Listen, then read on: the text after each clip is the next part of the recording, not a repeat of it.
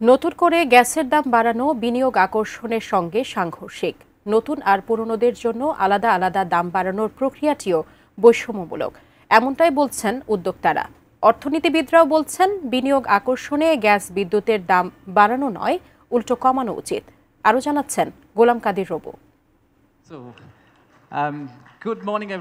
সবেমাত্র শেষ হলো 4 দিনের বাংলাদেশ বিনিয়োগ সম্মেলন, যেখানে অংশ নেন কয়েকশো বিদেশি বিনিয়োগকারী। আর দেশি উদ্যোক্তা বিনিয়োগকারী তো ছিলেনই।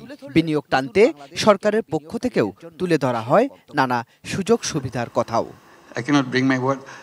কিন্তু সেই সম্মেলন শেষ হতে না হতেই আসলো শিল্পক্ষেত্রে নতুন করে গ্যাসের দাম 33% বাড়ানোর ঘোষণা।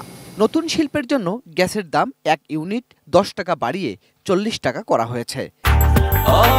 ব্রেকফাস্ট, টিফিন কিংবা স্ন্যাক টাইমে মজাদার আয়োজন মানে অল টাইম ব্রেড।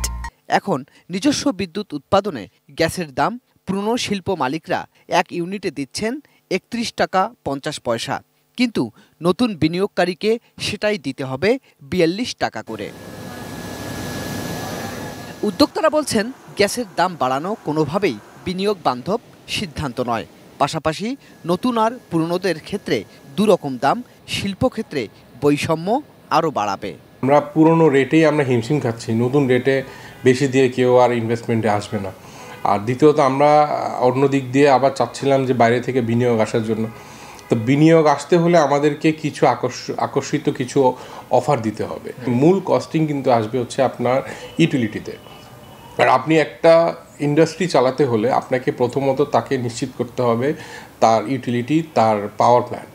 গ্যাস সরবরাহই পুরোপুরি নিরবিচ্ছিন্ন নয় উল্লেখ করে গ্যাসের দাম বাড়ানোটাকেই অযৌক্তিক বলছেন শিল্প উদ্যোক্তারা। একদিকে গ্যাসের মূল্য বাড়াচ্ছেন, অন্যদিকে আপনি গ্যাসও দিতে পারছেন না। তো দুই দিক দিয়ে যখন আপনি একদিকে যদি আপনি সাপোর্টটা দিতেন তাও হতো, কিন্তু আমি মনে করি যে 40 টাকা এই রেটে নতুন কোনো উদ্যোক্তা ইনভেস্টমেন্টে আসবে না। কারণ পুরনোরাই যেখানে আমরা পুরনো রেটেই হিমশিম খাচ্ছি, নতুনরা এসে কিভাবে সেখানে আমাদের সাথে কম্পিট করতে পারবে। অর্থনীতিবিদরা বলছেন প্রবৃদ্ধির জন্য দরকার বিনিয়োগ, আর দেশি বিনিয়োগ না বাড়লে বিদেশি বিনিয়োগও বাড়বে না। সরকার বিদেশি বিনিয়োগকারীদের বিনিয়োগে উৎসাহিত করার চেষ্টা করছে। এখন আমার দেশের বিনিয়োগ কমছে, বিদেশি বিনিয়োগকারীদের আকৃষ্ট করছেন, সেটাও কিন্তু এক ধরনের দ্বান্দ্বিক যে দেশি বিনিয়োগকারীরা তাহলে কেন বিনিয়োগ করছে না। এখন গ্যাস জ্বালানির দাম যেভাবে বৃদ্ধি করা হয়েছে, তখন এটা আসলে উৎসাহ না, বরং নতুনভাবে যারা চিন্তা ভাবনা করছে তাদের জন্য প্রতিবন্ধকতা তৈরি করবে। গোলাম কাদির রবু, এটিএন নিউজ, ঢাকা।